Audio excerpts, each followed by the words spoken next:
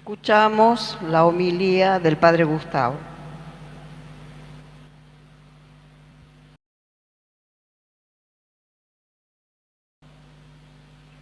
En el contexto de las celebraciones en honor a Nuestra Señora del Valle, desde el Santuario del Santísimo Sacramento y la Virgen del Valle, Catedral y Basílica, buenas tardes a todos. La reflexión para este día es amar y servir como una vocación dentro de la Iglesia. Vocación. Nos han llamado.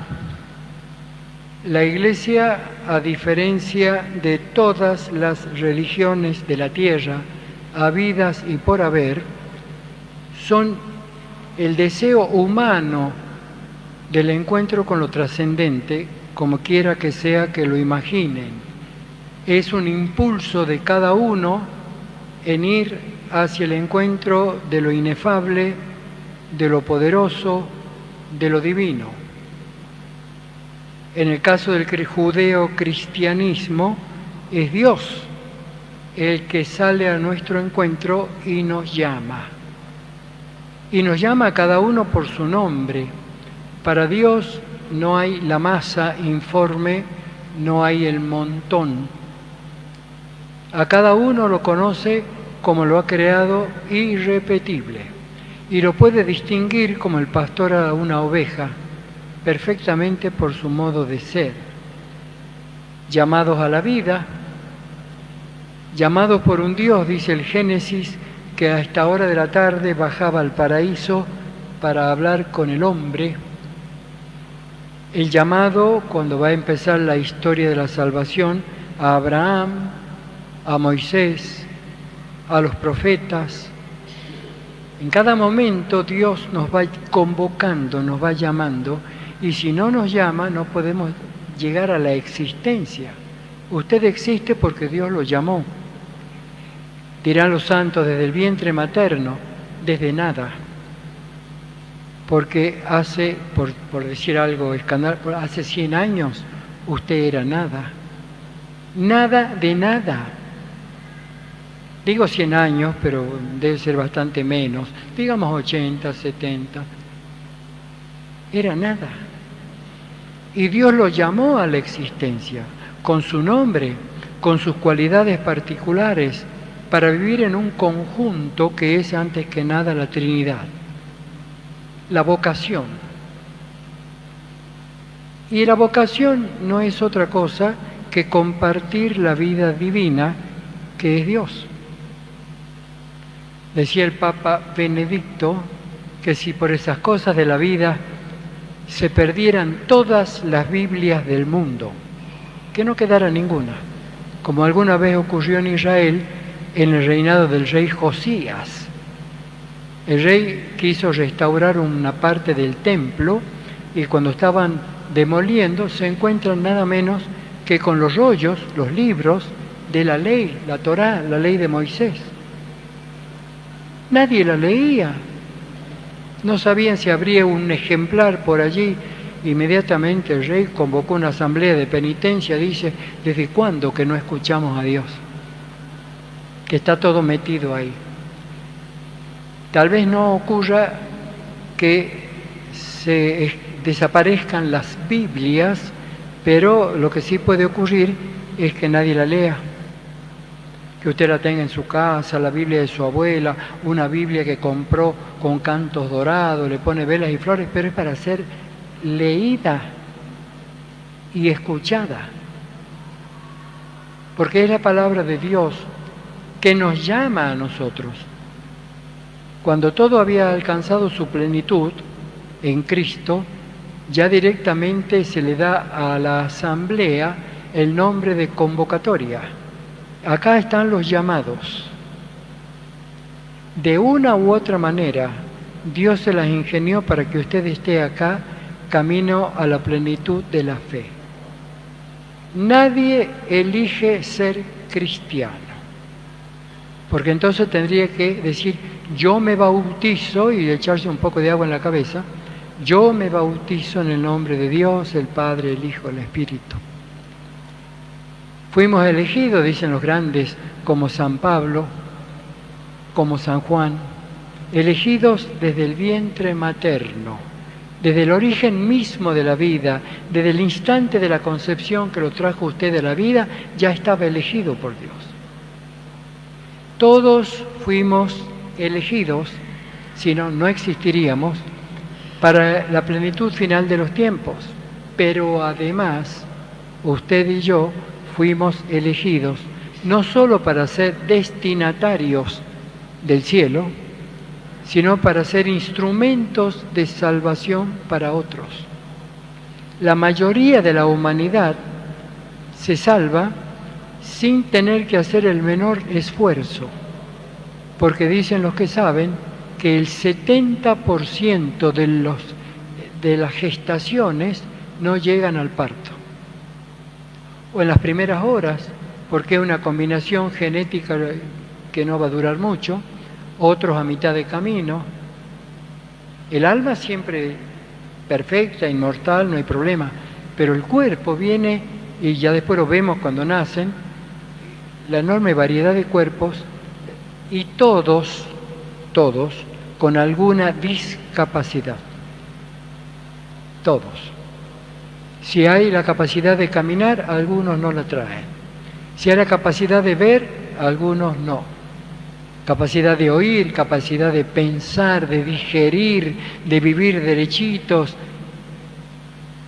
Cuando nace alguien, bueno, lo estudian para ver si está altamente limitado o no, si va a necesitar mucha ayuda o no. Y algunos, como pasa con los niños que nacen sin la masa encefálica, duran horas. Para el embarazo estaba bien, pero para el parto, el golpe que significa el cambio brusco del vientre materno a la vida fuera de la madre es muy fuerte. Hay muchos chicos que nacen con el cerebro todavía en formación, y entonces cualquier experiencia que tienen se desmayan, se entra en shock el cerebro, la espasmofilia. No es nada grave, antes de los 5 años ya se habrá equilibrado, pero todos nosotros, por eso es una cosa tonta hablar de capacitados, discapacitados, capacidades diferentes. Todos venimos con una limitación, y la mayor de ellas es el pecado original que hemos heredado y que nos va a llevar a la muerte tarde o temprano. Ahí es donde la imagen de Dios es como se detuvo, tiene que ser puesta en práctica otra vez, moverla un poco, pero todos somos mortales por esa discapacidad del alma de animar el cuerpo siempre, que la tenían, decían, como dones preternaturales, una cosa así. Se matan estudiando a Adán y Eva, cómo hubiera sido. La tenemos a la Virgen, no tenía el pecado original. Y al final de este tiempo, ¿qué? Asumida en cuerpo y alma en los cielos. ¿Cómo fue el fenómeno? Que se discute, murió, resucitó, fue elevada, asumida. Es propio de la teología hacer la pregunta y luego patinar con la respuesta. Pero un día se aclarará más. Pero usted no tiene que esperar eso. El día que se muera, como dice, un día la veré con célica armonía. El día que usted se muera, y pueda ser hoy, va a entender cómo fue el fenómeno de la Virgen. Cómo no trajo ninguna distorsión. Inmaculada, purísima. Casi decir inmortal, en el sentido de que pasó de este mundo al Padre, como dice San Pablo, fue asumida, fue elevada. Los demás podríamos tener un cuerpo espléndido, una inteligencia fenomenal, unas capacidades artísticas y deportivas, como dice el profeta Ezequiel hablando del rey de Tiro. Te has envanecido porque eras inteligente, bello, poderoso, pero te vas a morir igual. Y ahí es donde notamos que empieza la carne a corromperse y a paralizarse y si no la recuperamos gloriosa. Dios nos creó a su imagen y semejanza. Dios es amor.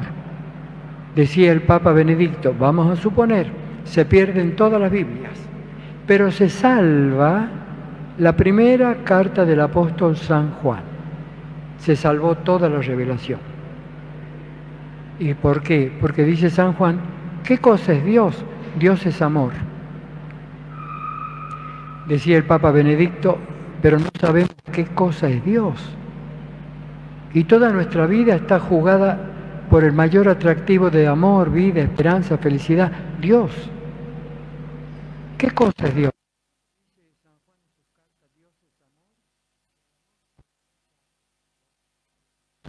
Y el que ama, conoce a Dios, sí. Como cónyuge, como abuelo, como quiera, pero no sé qué es el amor.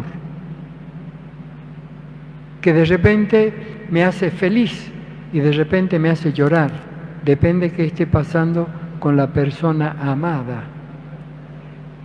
Dios es vida, yo estoy vivo, creo. No soy un sueño de mí mismo, como decían la filosofía europea. Sí, pero no sé qué es la vida. Que en un instante aparece, en un instante, a pesar de los pañuelitos verdes, que parece que en 3 meses recién hay vida, en un instante, en el primer instante, concretamente cuando se hace la primera división mitótica del núcleo del óvulo, que es a causa de el ingreso del esperma, aunque no en todos los casos, porque la Virgen entró en fecundidad sin intervención del esperma. Y para muestra basta un botón. Ahí en ese instante, la primera vez, y les aseguro, es una cosa rapidísima. Estudiando en Córdoba en la Facultad de Medicina, en la materia de histología y embriología, nos mostraban el huevo de una rana. Que si usted va a un charco, es una cosa babosa, hedionda, pero cuando lo ve en el microscopio, es como un tubo de eso que sale del dentífrico, un tubo perfecto de gelatina, limpita, translúcida, y cada tanto un color verde oliva seco, el óvulo. Como ellos, los batracios, se fecundan. Mientras la hembra va alargando eso, el macho va bañándolos con su esperma, no tiene pene el sapo. Los va bañando, bueno, estaban ahí y de golpe, un movimiento así rápido y ya estaba dividido el óvulo en 2. Ya estaba la ranita ahí. Y maravilloso, parecía ver un cuerpo en el espacio flotando, una experiencia muy bonita, y era un huevo de rana, que en un instante de repente se movió, se estremeció y se dividió en 2, ya estaba. División geométrica, 2, 4, 8, 16, 32, 64 y en un instante está la mórula. Maravilloso. La vida, y la nuestra también, en un instante. No es un proceso largo. Como en un instante moriremos, aunque venga enfermo. Aun cuando la vejez me lleve lentamente, la salida de este mundo es en un solo instante. Desde ese momento y para siempre, Dios nos llamó, pero para algo, algún objetivo. Por Largevich, un autor noruego, tiene un librito que, Esperando a Dios, lo que cuenta es una novelita. Un hombre que se muere, va al cielo y se siente en una nube, lleno de nubes. Y dice, ¿y ahora para qué? ¿Y ahora qué? Por ahí aparece otro y se ponen a hablar como locos, contarse su vida, sus cosas. Al fin alguien. Y otro, y otro, y otro. Ya era una multitud. Y dice, ¿y para qué nos han creado? No sé. y empiezan a dar vuelta por el cielo buscando a Dios. Encuentran un viejito en una nube que está llegando una plantita y le dice, buscamos a Dios. Soy yo, dice Dios. Usted nos ha creado. Ah, ahora me acuerdo, sí. Y nos dijo que nos multipliquemos. Sí, sí, me acuerdo. ¿Y ahora qué? No sé. Vayan, hagan lo que quieran. ¡Qué Dios irresponsable! Muchos humanos pasa lo mismo. ¿Y para qué me creaste? ¿Qué sé yo para qué? No tengo idea. Los adolescentes cuando se enojan con sus padres, ¿para qué me han traído al mundo y no me dejan ir al boliche? Estábamos cosiacando con tu padre y vos viniste a arruinarnos la vida, apareciste. ¿Quién te trajo a vos? ¿Para qué nos trajeron? La gran pregunta que se hace Macri hablando de las elecciones. ¿Para qué quiere ser usted presidente ahora? Y la pregunta es siempre, ¿para qué se casó? ¿Para qué cultiva el campo? ¿Para qué hace deporte? ¿Hay algún sentido en la vida? Cuando usted se ha quedado ya solo en su casa, que antes cocinaba, ponía la mesa y todo, dice, ¿y ahora para qué si no hay nadie? Bueno, pone un individual, se sienta a comer frente al televisor y un día no cocina más. No hay un para quién vivir. Alguien que yo tenga el sentido en la vocación religiosa, la matrimonial, la militar, la del trabajo y el deporte. ¿Para qué me ha creado Dios? Decía el Papa Juan XXIII, para que sea plena y eternamente feliz. ¿Y acá dónde consigo eso? ¿Qué criatura me pueden dar la plenitud de la felicidad? A mí me gustan los imperiales rusos, pero no me van a hacer eternamente feliz y como demasiado voy a terminar rechazándolo. Ya me harté, y así con las demás cosas. Si el mundial durara 6 meses, pero antes de 20 días ya perdimos el interés. ¿Para qué me creó Dios? ¿Qué me puede hacer plenamente feliz? Dios mismo, porque Él es el amor, es el bien sumo, la verdad suprema, es la alegría, la belleza total. Me creó a su imagen, ya humanamente hablando, y en lo físico, si Dios tuviera cuerpo, sería cuerpo humano. No hay otro cuerpo en el universo que podría contenerlo. Y si quiero una prueba, el corazón de Jesús, que hoy es primer viernes. Cristo, hombre, reside en él la plenitud de la divinidad, porque es Dios. Pero usted también tiene la misma naturaleza. La carta a los Hebreos dice, semejante a nosotros en todo, menos en el pecado. Porque el pecado es una distorsión fatal.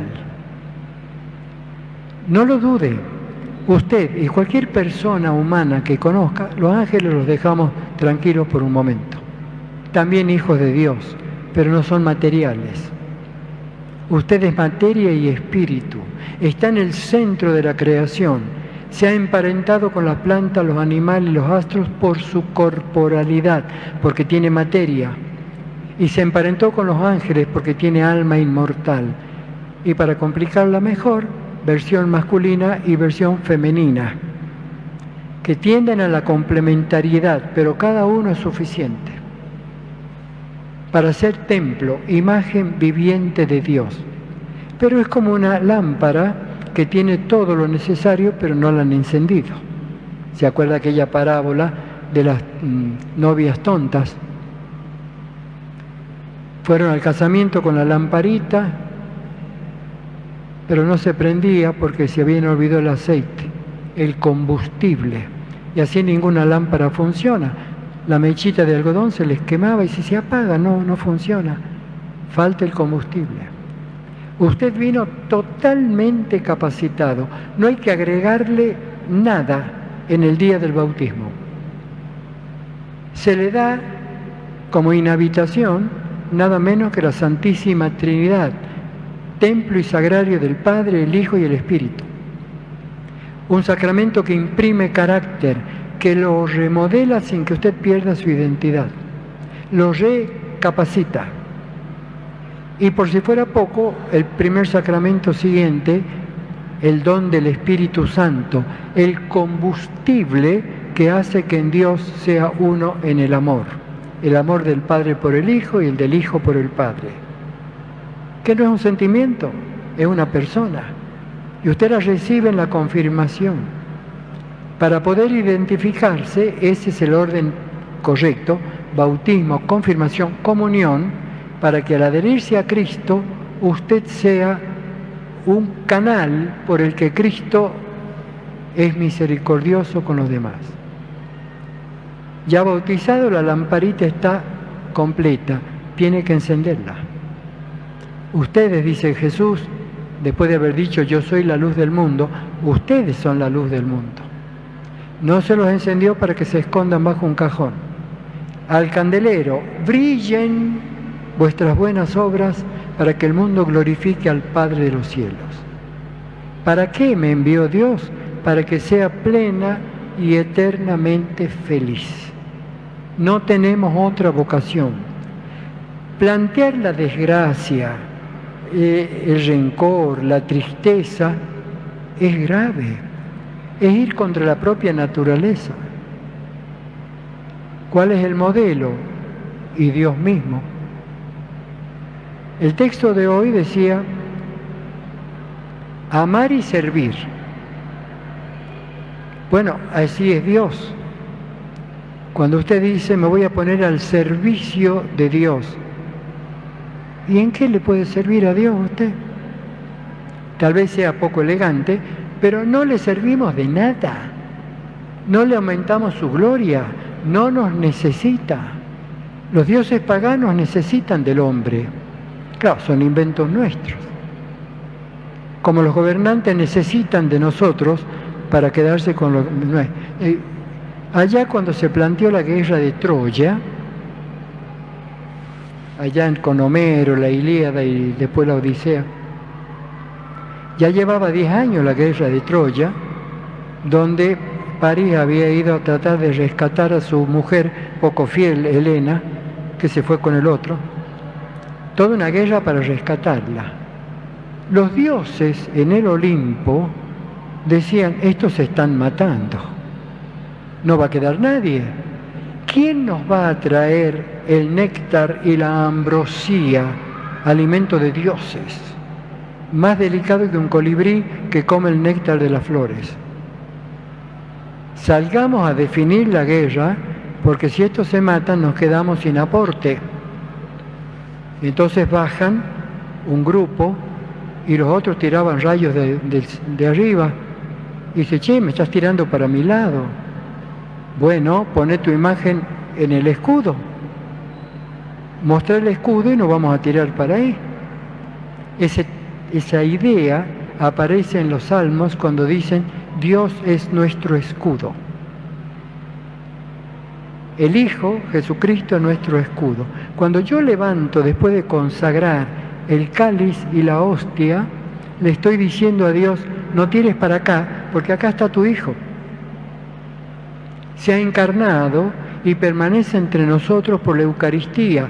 No destruya la humanidad porque uno de nosotros es Dios. Uno de los que estamos acá es Dios, Jesucristo, en el Santísimo Sacramento. Uno de la Trinidad, el Hijo, es Dios. Para siempre. Dios se ha comprometido o se ha ajustado a decir, si destruyo a los hombres, tengo que destruir a mi Hijo. Aunque a Él no lo toque. ¿Cómo puedo hacer yo para que una madre sea infeliz? Le toco el Hijo. Me burlo del Hijo, lo golpeo al Hijo, abuso del Hijo y la madre sufre. ¿Cómo puedo hacer yo para que Dios se conmueva? Molestando a los otros. El amor a Dios, que es lo que impregna, cuando Jesús al punto de partir decía, vayan por el mundo, enseñen y bauticen, La palabra bautismo es impregnar, empapar, saturar, sumergir. Y en el caso del cristianismo es divinizar. Dios no querrá tocar a ninguno porque todos somos miembros de Cristo. Lo lastimaría a Él, lo mutilaría a Él. Es una cuestión extraña cuando Caín mata a Abel y Dios le dice, la madre tierra te maldice, porque la has obligado a beber la sangre de tu hermano. Entonces la ley del talión dice a Caín, el que me vea se va a encontrar con derecho a matarme. Por favor, no vaya a leer esas sagas, esas historias, esos mitos al pie de la letra. Y decir, ¿cómo? ¿Quién lo va a encontrar si el único hermano que tenía lo mató él? No, vaya al centro de la cuestión. Sí, la Biblia dice que hubo hijos e hijas después. La ley del talión, la muerte por haber matado. Y Dios le dice, voy a poner una señal en tu frente para que ni por error te toquen. Y si alguien te hace daño, la va a pagar 7 veces más.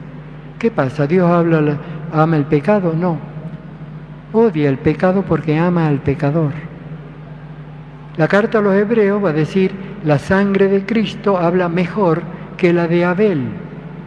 Porque Cristo empezó a sangrar en el huerto, en la flagelación, camino del Calvario, lo colgaron con 2 buracos en los pies, se desangró como un pollo, y por si quedara algo, la lanza en el corazón, de donde salió sangre y agua, dice San Juan, hasta la última gota. Pero la sangre de Cristo pide perdón, no venganza. No, la Virgen no se va a poner un pañal a la cabeza y pedir juicio y castigo. Colaboró con Cristo en la redención, admitiendo al pie de la cruz ser nuestra madre. Todo lo contrario. Por eso la consagración, la sangre derramada para el perdón de los pecados. Y entonces dice Jesús, como el Padre me envió, yo los envío a ustedes. Pero no he venido al mundo para que me sirvan, sino para servir. El Hijo del Hombre no vino al mundo para ser servido, sino para servir. ¿Cómo? Dando la vida en rescate por una multitud. Por eso los miembros místicos de Cristo, nosotros, tenemos la misma vocación. ¿Para qué nos llamaron? Para ser buenos, amarse a sí mismo y no autodestruirse. Y el árbol bueno dará frutos buenos. Sea lo más bueno que pueda. Amar al prójimo como a sí mismo, no la vanidad y toda esa cosa. Ser lo más bueno que pueda. Y entonces con quien usted esté, va a ser camino del bien. Amar y servir es la misma cosa. Dios sirve a través nuestro. Dios que al crearnos se puso a nuestro servicio. Dios que al enviar a su Hijo nos sirvió la redención. Dios que nos comunica la resurrección está al servicio del hombre. Sí, hay cosas que podríamos hacer para alabar y honrar a Dios, pero no le cambia la vida a Dios. En cambio, lo que Dios haga le cambia la vida a usted. Muchas cosas Dios las hace directamente, pero la mayoría la hace a través de otros. Dios le dio la vida, pero por sus padres. Dios le dio el alimento por la familia que lo contiene. Todos los dones que recibimos vinieron a través de otro. Y todos los dones, las cosas que hagamos, van a favor de otro. De esa manera, la envidia, que es tristeza por el bien ajeno, hace que yo me sienta mal cuando el otro está bien y no lo quiera ayudar. Y entonces hay que trabajar el desorden de la concupiscencia y todo. En el contexto en que Jesús instituyó este sacramento, el Santísimo Sacramento del altar, en la última cena, empezó lavando los pies. ¿Y se entiende lo que hago? Si yo, que soy el Maestro y el Señor, les he lavado los pies, ustedes también. Primera orden de la noche de la última cena. No es optativo. Si me amas, tienes que servir a otros. Y luego al final, coman, beban y háganlo en mi memoria. 4 mandatos que ahora, como centralidad de la fiesta, la Eucaristía en todas las misas y cosas del día, y luego el gran sacramental que la Virgen nos da, su propia imagen. El culto va junto. Solo María es que no entendí lo que ella me regaló. Solo Jesús, ¿y de dónde vino? El servicio, cualquiera que se acerque a mí y me necesite, no pregunto, si puedo lo ayudo, listo. Y nadie hay que no pueda hacerlo.